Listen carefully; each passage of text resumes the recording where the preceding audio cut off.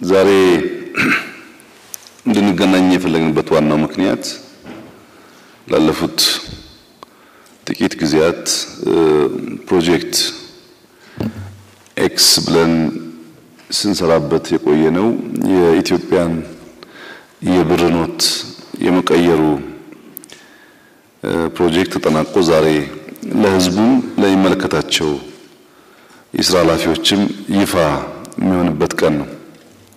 ዛሬ የካቢኔ አባላት የጸጥታ ኃላፊዎች እንዲሁም የሁሉም ባንክ ሲኢኦዎችና ቦርድ ቸርማኖች ባላችሁበት ለመጀመሪያ ጊዜ ፎርማሊ የብር ኖት መቀየሩን የምናበስርበትና ለምን እንዳስፈለገ የምንወያይበት ቀን ይሆናል።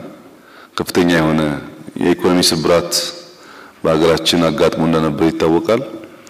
የኢኮኖሚ ስብራት በተለያዩ ቴክኒኮች እንዲያገግም ለማድረግ ከፍተኛ ስራ ሲሰራ የቆየ ቢሆንም አልቲሜትሊ ከፍተኛ የሆነ ካሽ በወረቀት መልክ የተከማቸበት ሀገር ስለሆነ የኖት ለውጥ ካደረግን በስተቀር የተሟላ ማስተካከያ ማድረግ ስለሚያስቸግር ያም ደግሞ የራሱ የሆነ ጊዜ ይጠይቅ ስለነበር ጊዜውን ጨርሶ ዛሬ ይፋ ሆኗል።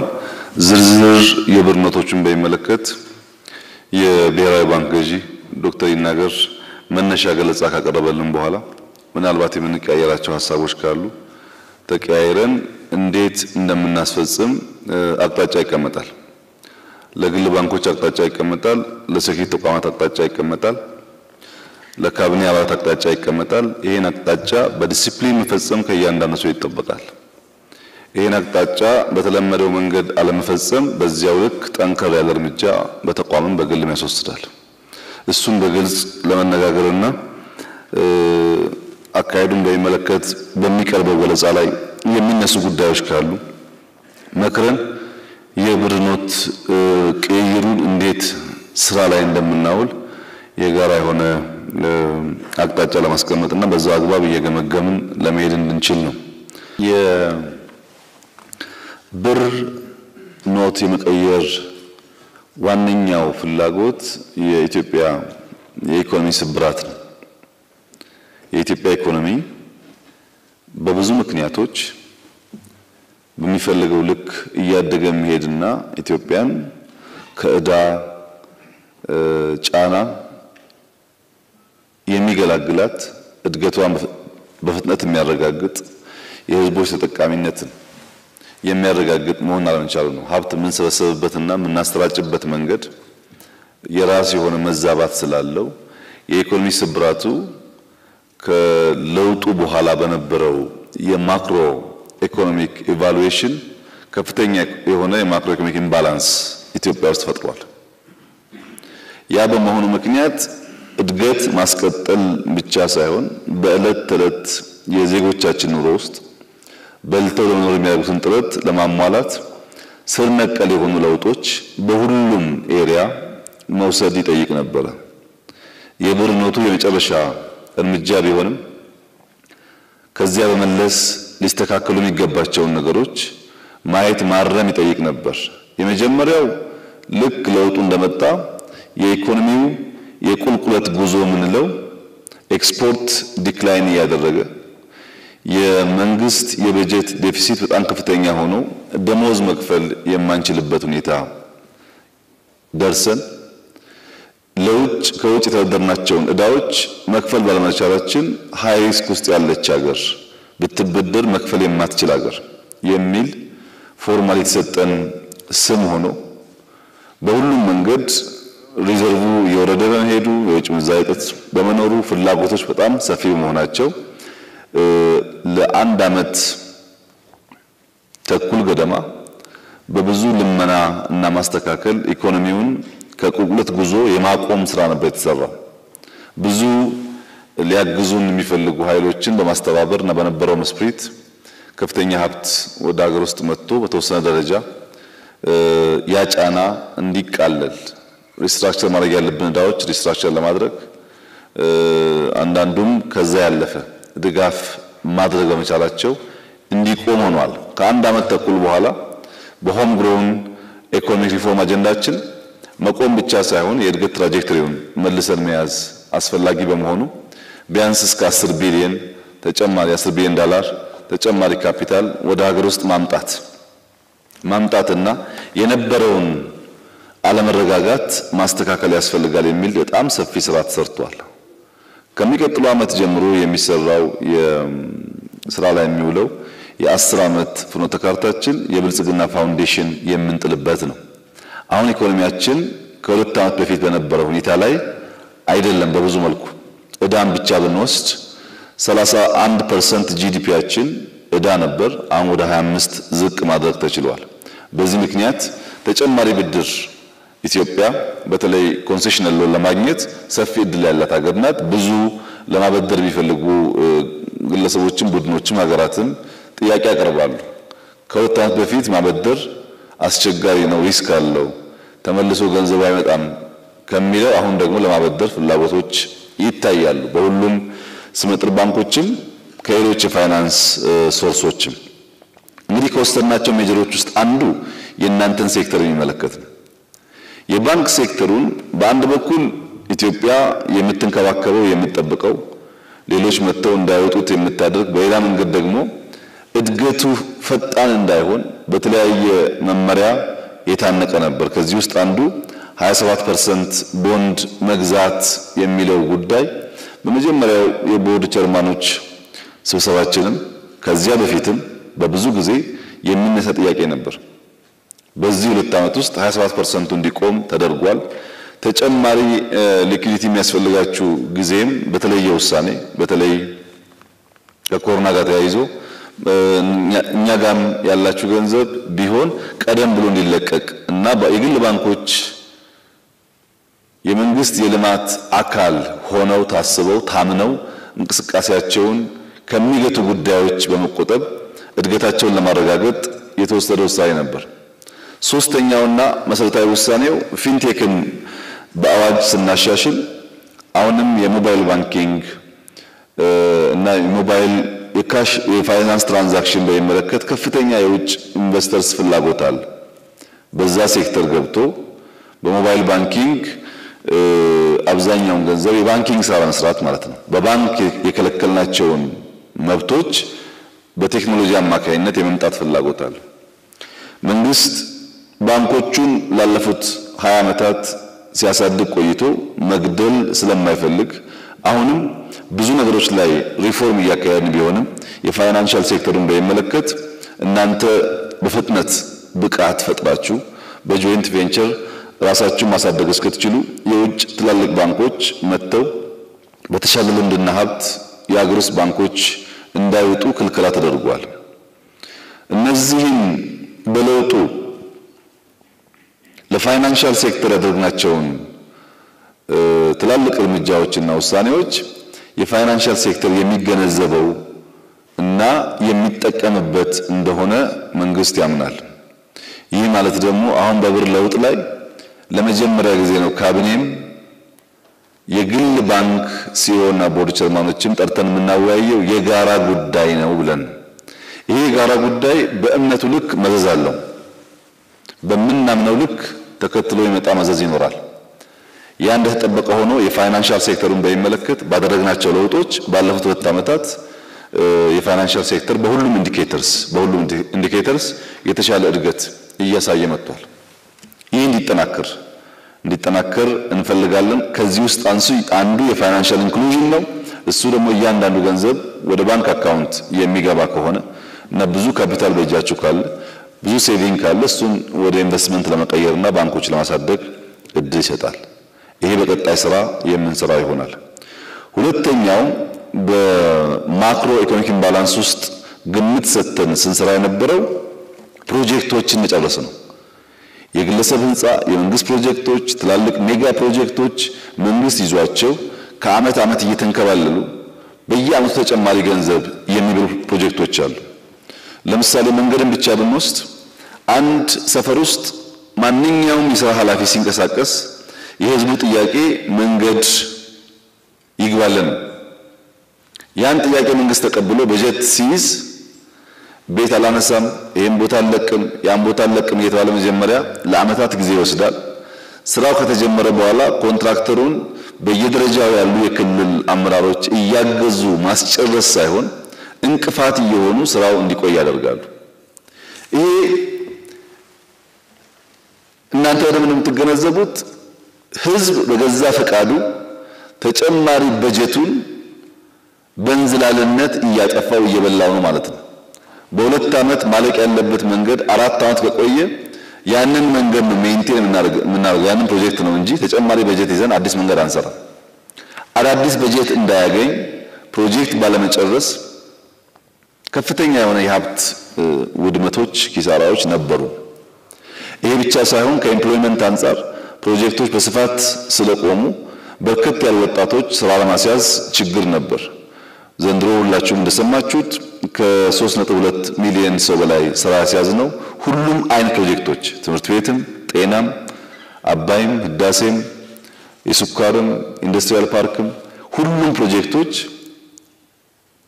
በተሰጣቸው የጊዜ ሰሌዳ ውስጥ ህንጻዎችን ጨምሮ እንዲያልቁ በመደረጉ ነው በጣም በርካታ ሰዎች ስራ እንዲያገኙ ተደርጓል እንግዲህ ኢትዮጵያ ውስጥ የኤምፕሎይመንት ዜና ትልቅ ዜና አይደለም ትልቅ ዜና ስላልሆነ ብዙም ሰው ኢምፕረስድ አይሆንም እንጂ አምና ከነበረው ኦልሞስት ደብል የሆነ ኤምፕሎይመንት እድገት ሲመጣ እንዴት ዘንድሮ እናስቀጥላለን ነው መጨነቅ የነበረብን እንጂ እንደ ወለሆሳስ መታለፍ ያለበት ጉዳይ አይደለም ከዚህ ጋር ተያይዞ በቀላሉ ሁሉም ሰው እንደሚገነዘበው ከሁለት ዓመት በፊት ሲሚንቶ ኤክስፖርት እናደርጋለን አሁን ሲሚንቶ ለኛ አልበቃንም ሲሚንቶ ለኛ አልበቃንም ምርቱ ቀንሶ ነው ወይ ያላችሁ እንደሆነ ቀንሶ አይደለም ፕሮጀክቶች በየቦታው እንቅስቃሴ አለ የሰዎች የሚታቁት ችግር ተጠበቀ ሆኖ ብረት ከፍተኛ ፍላጎት ጨምሯል ነዳጅ ዋጋውን ቢቀንስ ፍጆታችን በከፍተኛ ደረጃ አድጓል እነዚህ ኢኮኖሚ እየተንቀሳቀሰ መሆኑን ኢኮኖሚ ውስጥ ኢኮኖሚስት ያልሆኑ ሰዎች በቀላሉ እድገትና እንቅስቃሴ እንዳለ እንዲገነዘቡ የሚያስችል ነው ከፕሮጀክት አንፃር ይሄ እንድትጠበቀ ሆኖ ፕሮጀክቶችን ገዳይ ከሆነ ጉዳይ ደግሞ አንዱ ኮራፕሽን ሌብነት የመንግስት ሌቦች ስራ እንዲደናቀፍ እንዳይሰራ የማድረግ አቅማቸው ደግሞ ያ ችግር ነው እንግዲህ ባለፈው በወጣው 200,000 ብር በላይ ከባንክ አታውጡ የሚለው ጉዳይ በከፍተኛ ደረጃ ጥቃት ካደረሰባቸው አካላት አንዱ የመንግስት ሌቦች ናቸው በፌስታልና በኩንታል ብር የሚቀያየሩ ሰዎች ከ200,000 ብር በላይ ብር መቀያየር እንዳይችሉ ጫና ፈጥሮባቸዋል ባንኮች ኮራፕሽን እንዲቀንስ መንግስት የሚያወጣቸው መመሪያዎች መቀበልና ማስተግበር ብቻ ሳይሆን ሌብነት ካልቀነሰ በስተቀር ምታስቡት እድገት እናመጣ እንችላለን because ሌቦች ኢንቨስት ያደርጉ ወረቀት ያከማቻሉ በኩንታል ታሽጎ የተቀመጠ ወረቀት ለሀገርም ለሰውየውም አይጠቅምም ያ ገንዘብ ባንክ ሆኖ ለተለያየ እንቅስቃሴ ኢንቨስትመንት እንዲውል ማድረግ መቻል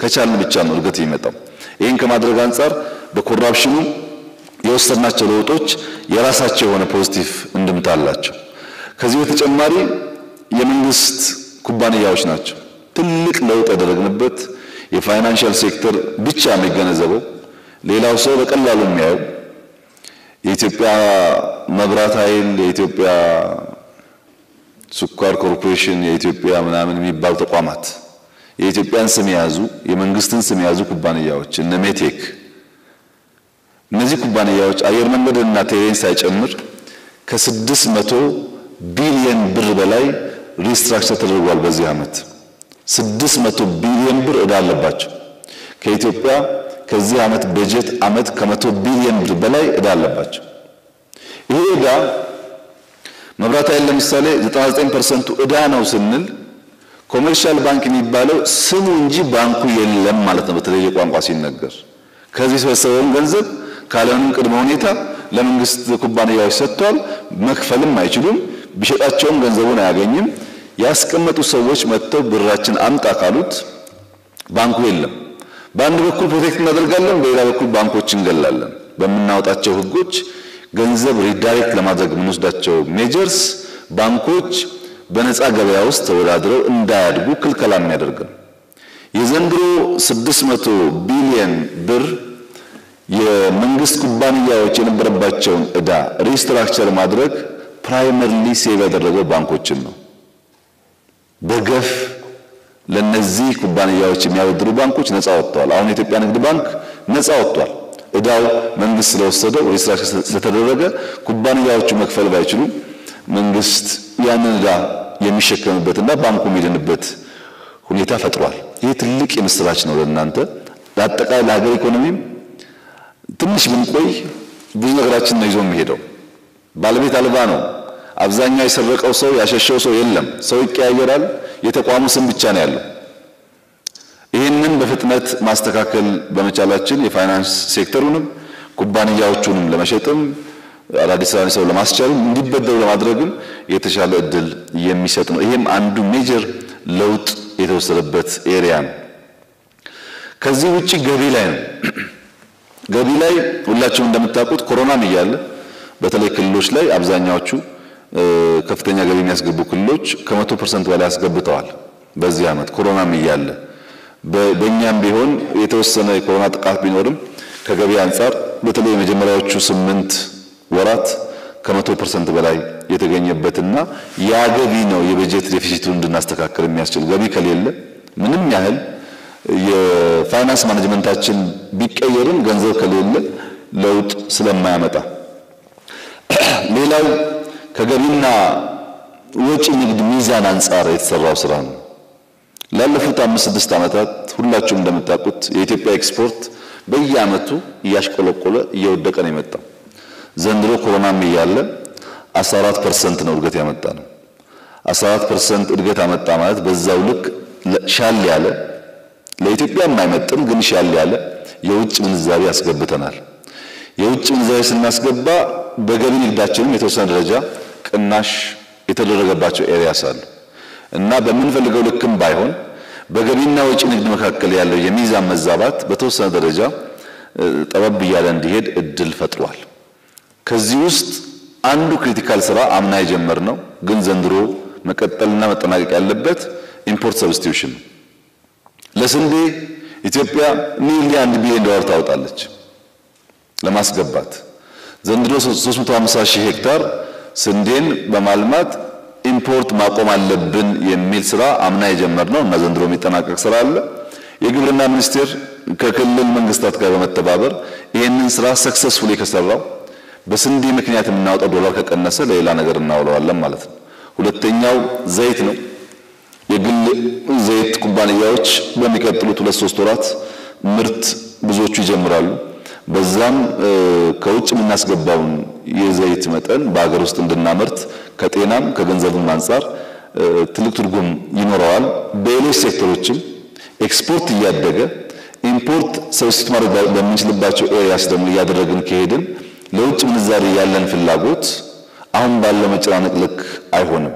ያ እየተስተካከለ ሲሄድ ባንኮች ከውጭ ምንዛሪ ጋር ተያይዞ የመግዛትና የመሸጥ ልምምዳችሁን እንቀይረዋለን ማለት ነው። አሁን እንዳለው አትሸጥም አትገዛም ሳይሆን ለቀቅ ለማድረግ እድል ይሰጣል። አሁን ውስን ሀብት ስለሆነ ያን ሀብት ለመቆጣጠር በሚደረግ ሩጫ ባንኮች እንዳሻቸው ገዝተው ለመሸጥ እድል አላገኙ።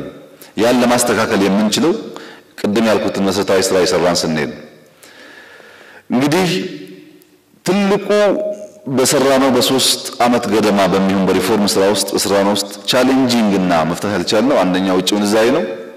ሁለተኛ ኢንፍሌሽን። የውጭ ምንዛሪ ፍላጎታችን እያደገ ነው ያለው። በዛ ልክ የውጭ ምንዛሪ ልናመጣ አልቻልንም። በሌላ መንገድ ደግሞ ምርት በበቂ ስለማናመርት ሰው እየተወራከተ ስለሄደ ለምግብ ፍጆታ የሚውሉ ሸቀጦች ዋጋቸው እየናረ መጥቷል። ሰዎች ይቸገራሉ። እነዚህ ሁለት ጉዳዮች በጣም አስቸጋሪ እና በቀላሉ ልንፈታ ያልቻልናቸው ቻሌንጆች ናቸው። እነዚህ እየፈታ ያለንበት መንገድ ቅድም እንዳነሳሁት ከኢንፍሌሽን አንፃር አንደኛው የሀገር ውስጥ በተለይ ለምግብ ፍጆታ የሚውሉ ምርቶች በስፋት ማምረትና ኤግዛምፕል ስንዴ ስናመርት ዋጋው ሲቀንስ ፋብሪካዎች እየተከልን ነው። ተጨማሪ ፋብሪካዎች የዳቦ ፋብሪካ እየተከልን ነው። ዳቦን ከ5 ብር 1 ብር ወይ 50 ሳንቲም ብናስገባ ተራው ዜጋ ዳቦ ለመብላት አሁን ያለበትን ስቃይ ይቀንሳል። ከዳቦ በኋላ በእርግጠኝነት ወተት ማለት አይቀርም፣ ጁስ ማለት አይቀርም። አሁን ተክላቸው ፓፓያዎች፣ አቮካዶዎች ይደርሱልንና ደግሞ ፍራፍሬ ማቅረብ ጁስ ማቅረብ እንችላለን። ይሄ ኢንፍሌሽኑን በተወሰነ ደረጃ ያረጋጋዋል። አቅርቦት ስለሆነ ችግሩ። ሁለተኛው ግን የተከማቸው ወረቀት ነው። የኢትዮጵያን የብር ኖት ታሪክ የባንክ ሴክተር ወደ ኋላ መለስ ብላችሁ ስታዩ የአንድ ሀገር የብር ኖት ታሪክ አይመስልም።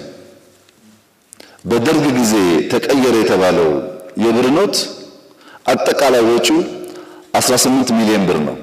በ18 ሚሊዮን ብር ነው ደርግ ብር የቀየረው። እኛ ዛሬ በ3.7 ቢሊዮን ብር ለውጭ ኩባንያ ብቻ የከፈልነው ነው። ሌላ በጣም ብዙ ሎካል ወጪዎች አሉት። ይሄ የሆነበት ምክንያት ኢህአዴግ ከቀየረው አጠቃላይ ብር ኖት እኛውን የቀየርነው የ10 ብር ኖት በእጅጉ ይበልጣል በቁጥር። በኢህአዴግ ዘመን የነበረው አጠቃላይ የ100ም የ50ም ተደምሮ የአሁኑን የ10 ብር ኖት አያክልም ቁጥሩ። በጣም በከፍተኛ ደረጃ ብር ይታተም ነበር ማለት ነው። የታተመ ብር ደግሞ ባንኮች ውስጥ ሳይሆን በየሰው ኪስ በየሰው ጓዳ ነው ያለው። ይሄ ኢንፍሌሽን ላይ አላግባብ የተረጨ ሀብት አንዱ ኮር ፕሮብለም ለኢንፍሌሽን እሱ ነው።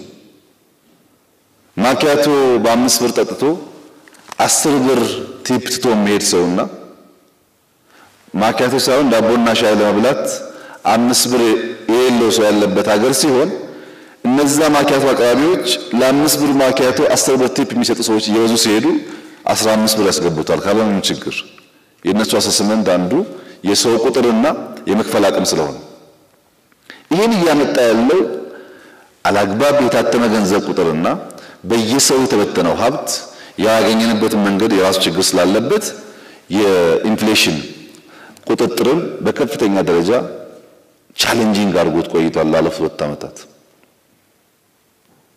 ይሄንን የምንፈታበት ምርት ከማምረት በተጨማሪ የኖት ለውጡ ይሄንን ለመቀየር በከፍተኛ ደረጃ እድል ይሰጣል የሚል እምነት እና ሐሳብ ያለ። ከዚህ ውጭ በቅርቡ ናሽናል ባንክ ያወጣው ህግ ከ200 ሺህ ብር በላይ ሊወጣ አንድ ሰው ሊያወጣ አይችልም ከባንክ። ያይገባችኋል ፐርፐዙ ሌብነት ለመቀነስና ቅድም ያልኳቸውን የኢኮኖሚክ ስብራት ለመከላከል ስለሚያግዝ ነው። ሁለተኛው ከ1.5 ሚሊዮን ብር በላይ የያዘ ሰው ህገወጥ ነው የሚል በአሁኑ ዝውውርም ከ1.5 ሚሊዮን ብር በላይ የያዘ ሰው አውቶማቲካሊ ቮይድ ነው፣ ይወረሳል፣ ገንዘቡ ይወረሳል። መከላከያ ከወረሰው መከላከያ ለማጠናከር እንጠቀምበታለን። ለኛ ሰጡን መከላከያዎች ወረሱትና እናንተ አቅማችሁን አጠናክሩበት ገንዘቡ። እኛ የምንፈልገው ህገወጥ ገንዘብ ይጠፋ ብቻ። ስለዚህ የተወረሰው ፖሊስም ከወረሰ መከላከያም ከወረሰ የሴኩሪቲ ተቋማት የሚጠናከሩበት ይሆናል። ከባንኮች አንፃር ሁለት አይነት አሰስመንት ነው ያለን። አሁንም ህገወጥነትን የሚያስፋፉ ባንኮች አሉ፣ ፎርጂድ የሚሰበስቡ ባንኮች አሉ። አሁንም የኢትዮጵያ ባንኮች ሆነው እነዚህ ባንኮች ከደህንነት ተቋማት ጋር ግልጽ እቅድ ነው ያወጣነው። በእያንዳንዱ ብራንች የሚታይም የማይታይም የሴኩሪቲ ተቋማት አሉን። ቨርቹዋሊም ፎሎ እናደርጋለን፣ ፊዚካሊም ፎሎ እናደርጋለን። አንድ ባንክ የኢትዮጵያን 50 ብር በዘር በሃይማኖት በሰፈር ሊያጭበረብር ከሞከረ ዘኔክስት ሞርኒንግ ባንክ አይደለም። ይሄ እንድታውቁት። ከፍተኛ የሆነ የተወናበደ ሀብት ነው ያለው። ጠንከር ያለ እርምጃ እንወስዳለን። ጥንቃቄ የተሞላበት ስራ እንድሰሩ የምንፈልገው አንዲት ብር ፎርጂድ፣ ለምሳሌ ፎርጂድ ናሽናል ባንክ እናንተ ሲቀበል በማሽን ብቻ ሳይሆን በሰውም ቼክ ያደርጋል። ሳምፕል ብቻ ሳይሆን እያንዳንዷን ብር ቼክ ያደርጋል። ከየትኛውም ባንክ አልፎ የመጣ ፎርጂድ ካለ ስለዛች ገንዘብ አለ የምንነጋገረው፣ ከዛ ያሻገር የሆነ ንግግሩ ማለት ነው። እያንዳንዱ ባንክ እንደ ተራሚሽን ወስዶት እንዳይንቀሳቀስ ከወዲሁ በጥንቃቄ እንታስቡት ታስባችሁ ፈልጋለሁ። ጠንከር ያለ እርምጃ በመውሰድ ስለምናስተካክል ባንኮች ማጭበርበር የሚባል ነገር አይሰራም። የምታጭበረብሩ ከሆነ ለማጭበርበር የውጭ ባንኮች ይምጡና ይስሩት። ማገድ አያስፈልገንም፣ ፊንቴክ ምናምን ለመጨነቅ አያስፈልገንም። ሞባይል ባንክ ይፈጠር። እናንተን ፕሮቴክት ማድረግ ያስፈልገው የሀገር ኢኮኖሚ እንዳይጎዳ ባለቤት መብት ታግዛላችሁ የሚል እምነት ስላለን ያን ማድረግ ካልቻላችሁ የባይብን ስሜት ከሌለ ኬንያ ገባ ደቡብ አፍሪካ ለውጥ የለው። ያን በፖሊሲ አንከላከልም ማለት ነው። ፎርጅድ ገንዘብ፣ ህገወጥ ገንዘቦች የጸጥታ ተቋማት ባወጣችው እቅድ መሰረት በጣም ጠንከር ያለ እርምጃ እየወሰድን ኢኮኖሚ የምናረጋጋበት መንገድ እንከተላለን። ከባንኮች የምንፈልገው አሁን በወጣው መመሪያ መሰረት በውይይት የምናስተካክለው ካለ እንደ እንደተጠበቀ ሆኖ በዚያ መመሪያ መሰረት ብቻ መፈጸም ነው ትራንዛክሽኑ። ከዛ ውጭ ያለ ማንኛውም ፈጠራ የታከለበት ሌብነት እንደርስበታለን። ስንደርስበት ጠንከር ያለ እርምጃ እንወስዳለን። ይሄ እንዳለ ሆኖ የሞደርን ግብይት ስርዓት በሀገራችን እንዲፈጠር ገንዘብ በእጅ መያዝ እየቀነሰ እንዲሄድ አቶ አቤ ሪኮመንድ እንዳደረገው ምናልባት ብሩን ዝቅ አድርጎ ሁሉም ሰው በባንክ ገንዘቡን ቢያስቀምጥ ጥሩ ነው። አንደኛ ኮሮና የመጣባቸው ሀገራት ቻይናን ጨምሮ በኮሮና ምክንያት ብቻ ብር ቀይረዋል። እንደኛ በጣም የብር ቅይር የሚያደርጉ ሀገራት በቀላሉ ለበሽታ ይጋለጣሉ። ሁለተኛ የሞባይል ባንኪንግ ቴሌ የጀመረ ነው። ትናንሽ ትራንዛክሽንስ በሞባይል ማካሄድ ይቻላል። ከዛ ከፍ ያለውን ባንኮች በቼክ እና ከአካውንት ባለ ትራንስፈር ዝቅ ያለ ካሽ ደግሞ ሲሆን በተወሰነ መንገድ ስለሚያስተናግዱ ሰዎች በተቻለ መጠን ገንዘባቸውን በእጅ ከመንካት ወጥተው ባንክ ማስቀመጥ ለምናስበውም ኦቶሜትድ የሆነ የሞደርን ግብይት እድል ይሰጣል። በሌላ መንገድ ደግሞ ከበሽታም ይታደጋል። ይሄ እንዲሆን ቴሌ ሞባይል ባንኪንግ ማፋጠን እናንተም በቀለጠፈ መንገድ በኤሌክትሮኒክስ የሚዘዋወሩ ገንዘቦችን ፈጠራ በማከል መስራት እንድትችሉ እና ፋይናንሻል ኢንክሉዥን ማረጋገጥ የሚያስችል እርምጃ እንዲሆን ሰፊ የሪፎርም ለውጦች በእናንተም ውስጥ ይጠበቃል። ከሴክሬት ተቋማት አንፃር አንደኛ አሁን አቤ እንዳነሳው ብላክ ማርኬት ያው ቅድ ወጥቷል፣ ዝግጅት ተደርጓል። ብላክ ማርኬት ባሁን ብዙ አይጠቅምም። ብላክ ማርኬት ገንዘብ ወስዶ ነው ዶላር የሚሰጠው። ያ ያከማቸው ብር ወረቀት ከሆነ we don't mind ዶላሩ ቢሄድ፣ ግን ያከማቸውን ብር የሚያስገባበት ባንክ ካለው ችግር ያለ። ለምሳሌ 1 ሚሊዮን ዶላር በ30 ሚሊዮን ብር ቀይሮ ያ 30 ሚሊዮን ብር ወረቀት ከሆነ ጉዳቱ ግማሽ ነው። ጉዳቱን የሚያጠነክረው 30 ሚሊዮን ብር ባንኮች ተቀብለው በአዲሱ የብር ልውውጥ ውስጥ እድል ካገኘ ብቻ ነው። እና ሎ ኢንፎርስመንት ኤጀንሲስ አንደኛ ብላክ ማርኬት፣ ሁለተኛ አየር መንገድ ከዛሬ ጀምሮ በአስቀመጥ ማቅጣጫ መሰረት እያንዳንዷ ሻንጣ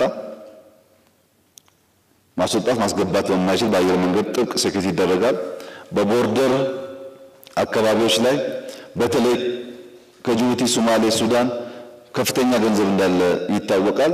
በነዳጅ ቦቴ የሚሆን በምግብ መንገድ በተለያየ መንገድ ገንዘቡ እንዳይገባ ሎ ኢንፎርስመንት ኤጀንሲስ በወጣው ዕቅድ መሰረት ከመነሻው ጀምሮ ሰፊ ጥበቃ ያደርጋሉ። ከወረሱ ይወስዱታል።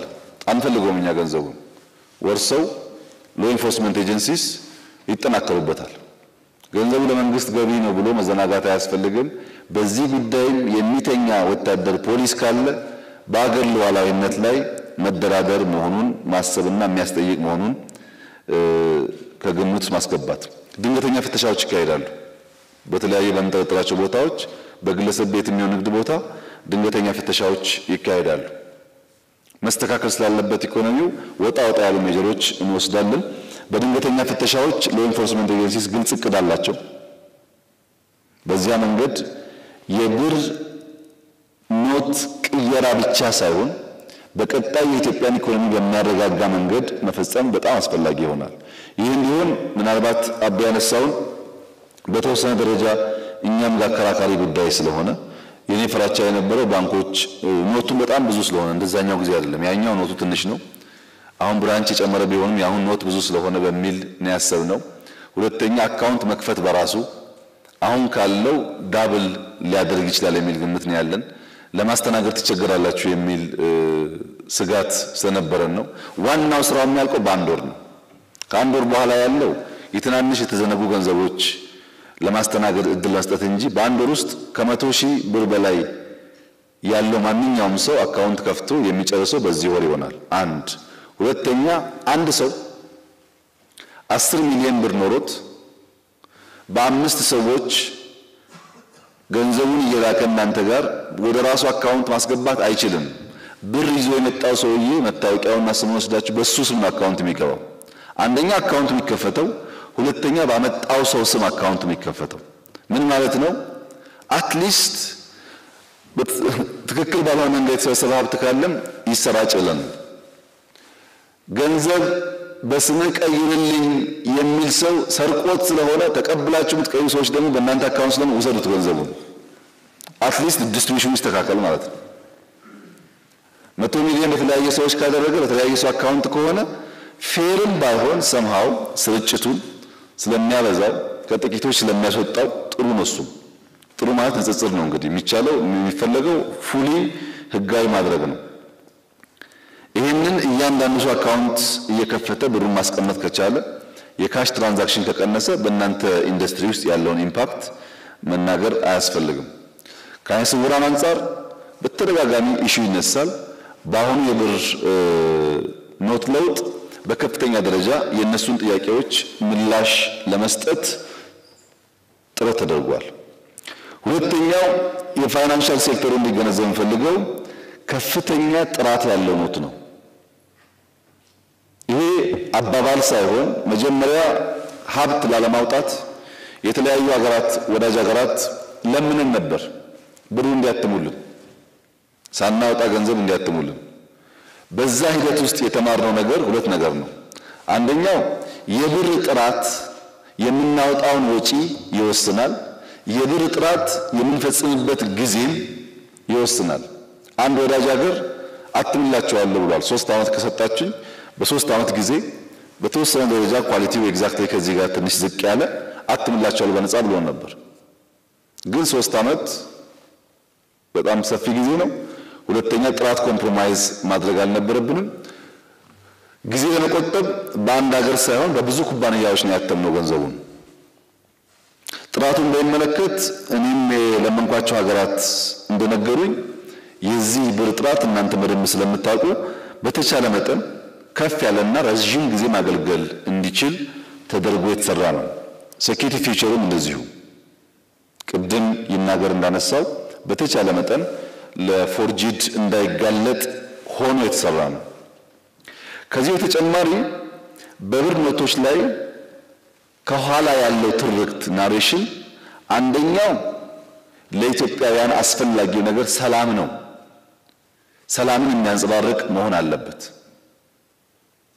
ለዚህም እያንዳንዱ ህፃን እያንዳንዱ ሰው እርግብ ብቻ ሳይሆን የሆነ አበባ ያዘች እርግብ ናት የምትታየው። እሷን እያየ ለሰላም ያለንን ፍላጎትና ቁርጠኝነት የምናሳይበት እንዲሆን። ሁለተኛ ከአምስቱ በኢኮኖሚ ካስቀመጥናቸው ፒላርስ አንዱ ቱሪዝም ነው። ግን ደግሞ የተዘነጋ ነው። ባለፉት ዓመታት ከቱሪዝም ማግኘት የሚገባንን አላገኘንም። አሁን ኢንቨስት እያደረግን ነው። ቱሪዝምን የሚያንጸባርቅ መሆን አለበት። ጥቁር አንበሳ የኢትዮጵያ መለያ ነው። ዋልያ አይቤክስ የኢትዮጵያ መለያ ነው። ሂስቶሪካሊ ቅድም የተነሱት ቅርጾች እና ቤተ መንግስቶች እነሱም የኢትዮጵያ መለያ ናቸው። እነሱም በደንብ በሚያሳይ መሆን አለበት። ቱሪዝም አትራክት የምናደርግበትና ያን ቲንኪንግ ኢንደክት የምናደርግበት መሆን አለበት የሚል ሐሳብ ያለው። ሶስተኛ ከታሪክ አንፃር አካታች መሆን አለበት። ሁሉ ኢትዮጵያዊ የሚያካትት መሆን አለበት። ፋሲል አለ ድሮም አሁንም፣ አክሱም አለ ድሮም አሁንም፣ ሐረር አልነበረም አሁን ነው የገባው፣ ሶፍ ዑመር አልነበረም አሁን ነው የገባው።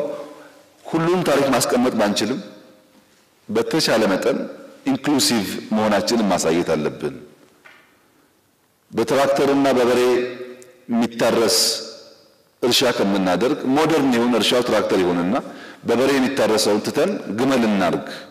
አፋሮች፣ ሶማሌዎች እና ሌሎች አርሶ አደር አካባቢዎች የኛ ገንዘብ ነው ብሎ እንዲያስቡ ግመል እንጨምርበት። ያን ነው የኢትዮጵያ ብር ሆኖ ሁሉንም ያካትት የሚሆን ከታሪክ አንፃር በተቻለ መጠን አካታች ይሁን ነው። ሶስተኛው በእኛ በአስተራራት እቅዳችን ውስጥ ፒላር የሆነው ግብርና ነው። ግብርናን ከምናስበው በኩታ ገጠም ሞደርን ከማድረግ ጋር የተያያዘውን ዘመናዊ እርሻ የሚያሳይ ይሁን። አራተኛ ኢንዱስትሪ ነው። ኢንዱስትሪ የሚያመላክት ይሁን። ከአምስቱ ፒላሮች ያልተካተተው ማይኒንግ ብቻ ነው። ቴክኖሎጂ ራሱ የብሩ ህትመት እና የተሄንበት መንገድ ቴክኖሎጂን አፕላይ ያደረገ ነው። ተካቷል። ይሄ ፒላር ግብርና ተካቷል፣ ኢንዱስትሪ ተካቷል፣ ቱሪዝም ተካቷል። ማይኒንግ እንግዲህ ወርቅ ለማስቀመጥ ወርቅኛ ጋር ብቻ አይደለም ያለው፣ ደግሞ ወርቁ ሞቶ ብዙ ስላልጠቀመን ወደፊት በደንብ ከወጣ በምናሳትማቸው ብሮች ውስጥ እናያለን። እስካሁን ማይኒንግ ብዛም እዚህ ግባ ምን ነገር አላመጣም በሚል አልገባም። የመጨረሻው ትብብር ነው። ለምናስበው ማንኛውም የሰላም የልማት የእድገት ጉዞ ኢትዮጵያውያን መተባበር አለባቸው። እሱን ደግሞ ምናልባት የክርስትና ምልክት ወይም የእስልምና ምልክት ወይም የአንድ አካባቢ የባህል ልብስ ካደረግን ሁሉን መጥቀስ ስለማንችል ኢትዮጵያውያን የሆኑ ሴትና ወንዶች ብራውን አይን ያላቸው በትብብር መንፈስ ቢታዩ እዚህ ጋር እጅ ለእጅ ተያይዘው ሁሉ ነገር የምናረጋግጥበት መንገድ እሱ ነው የሚል እሳቤ ነው ያለው እና ቡና ያው ቡና ነው እንደምታውቁት በተቻለ መጠን በዲዛይኑ በጥራቱ በጊዜው እና በሚስጥርነቱ አስፈላጊ የሚባለውን ነገር ለማምጣት ጥረት ተደርጓል። በእኛ በኩል ማክሲመም ማድረግ የሚገባንን ነገር አድርገን ነው እዚህ ያደረስነው። ከጥያቄ አንጻር የተነሳው ጊዜውን በሚመለከት ብሔራዊ ባንክ መልሶ ከባንኮች ጋር ተነጋግሮ አንድ ወር 90% 95% ሜጀር ስራ የምንሰራበት ሌላ አንድ ወር የቀረውን የምንሰራበት ምናልባት የሚንጠባጠብ ካለ በኋላ የሚታይበትን መንገድ ብንከተል እና ጊዜው አቤ እንዳነሳው በደንብ ኮንሲደር ይደረግ ነው። ከቻላችሁ እናንተ የኔ ፍራቻ አትችሉም ብዬ ነው። እናንተ እንችላለን ካላችሁ ቢያጠ መጥፎ አይደለም። በሁሉም መንገድ አቤ ያነሳቸውን ከገንዘብ ቁጥርና ከጊዜ አንጻር ታሳቢ ብናረክ እህት ያነሳቸውን ከኢንፎርሜሽን አንጻር በጣም ትክክል ነው። እናንተም ከዛሬ ጀምሮ በሙያችሁ ሚዲያ መጠቀም ማስተማር አለባችሁ። ስለ ገንዘብ ኖቱ ብቻ ሳይሆን ሴቭ ማድረግ ያለው አስፈላጊነት ባንክ የተቀመጠ ገንዘብ አሁን በየቦታው የሚጠፋ የሚቃጠል ነገር ሲኖር ባንክ የተቀመጠ ነገር ለብዙ ነገር ጠቃሚ ስለሆነ ህዝቡ አውቆ ገንዘቡን ባንክ እንዲያስቀምጥ ማስተማር ያስፈልጋል። አዌርነስ ላይ እኛም እንሰራለን፣ እናንተም ብትሰሩ መልካም ነው። አንዳንድ አርሶ አደሮች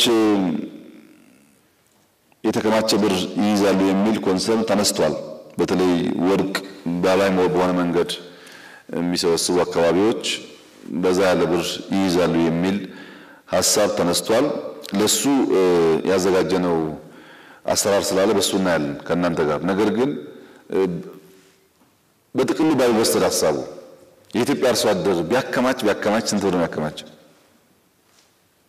3 ሚሊዮን 5 ሚሊዮን ከዛ በላይ ኢትዮጵያ ገበሬ አሁን ባለው ሁኔታ ይባላል እንጂ ካሽ በቤት በመናምን አለም ቤት በሬ መኪና ገዝቶ ሊሆን ይችላል።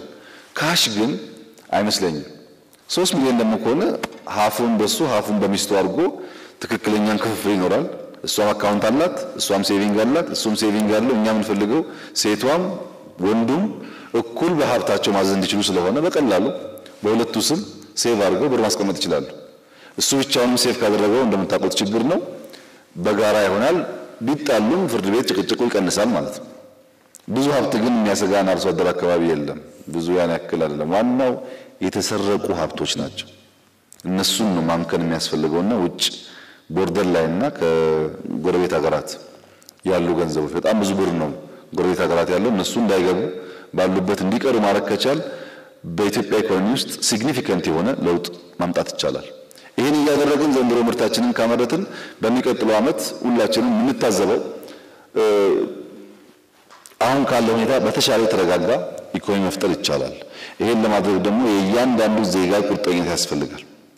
እያንዳንዱ ኢትዮጵያዊ ይህ ብር ለውጥ በየቀኑ የሚያስቸግረውን ኢንፍሌሽን ለማስተካከል እንደመጣ አስቦ እያንዳንዱ ፖሊስና መከላከያ ይሄንን ካላደረገ የሱን ነው መቀየር እንደማንችል አስቦ አንችልም። ገንዘቡ መምከን የሚገባው መክኖ የኢትዮጵያ የኢኮኖሚ ስብራት ካልተስተካከለ በስተቀር የሰራተኛ ደሞዝ ጨምረን ኑሮ ማሻሻል አንችልም። የባንክ ሰራተኞች አለቆቻችሁ ቢፈልጉ እንኳን ኢትዮጵያውያን ስለሆናችሁ መረጃ ብሔራዊ ባንክ ባዘጋጀው የኢንፎርሜሽን ሴንተር እና የፖሊስ ባለው የኢንፎርሜሽን ሴንተር በስልክ በማይከፈልበት እያንዳንዱ ባንክ ሰራተኛ መረጃ እንዲሰጥ፣ እያንዳንዱ ከስተመር መረጃ እንዲሰጥ፣ እያንዳንዱ ጥበቃ መረጃ እንዲሰጥ ይጠበቃል። ይሄን በትብብር በአንድ ወር በተሳካ መንገድ ከሰራን ብዙ ኢሌጋል ልምምዶች ይቆማሉ። ባንክ ብቻ አይደለም፣ ካርታ የሌላቸው ባለቤቶቻቸው የማይታወቁ ህንጻዎች አዲስ አበባ ውስጥ አሉ። ትላልቅ ቪላዎች አሉ። ማን እንደገነባው አይታወቅም። 5-10 ተመሳሳይ ቪላ ገንብቶ ያስቀመጠ ሰው ብዙ ነው። አሁን የምትታዘቡ ከሆነ ሰው የሚኖርበት ቤት የለውም። አዲስ አበባ ውስጥ ከፍተኛ ቤት ችግር አለ። ሂዱና ሲኤምሲ አካባቢ ንዱ፣ ቤት እንዳለ ክፍት ነው። የተገነቡ ቤቶች ሰው የለባቸውም። የተገነቡ ህንጻዎች ሰው የለባቸው፣ ሰው ደግሞ ቤት የለውም። ይህንን ሰውና ቤት ማገናኘት ያስፈልጋል። ማንም ይገንባው ማን ቤት ባዶ መቀመጡ ለሀገር ኪሳራ ነው። ብዙ ክፍት ቤቶች አሉ ሰው የሌለባቸው፣ እነሱም ማገናኘት ያስፈልጋል።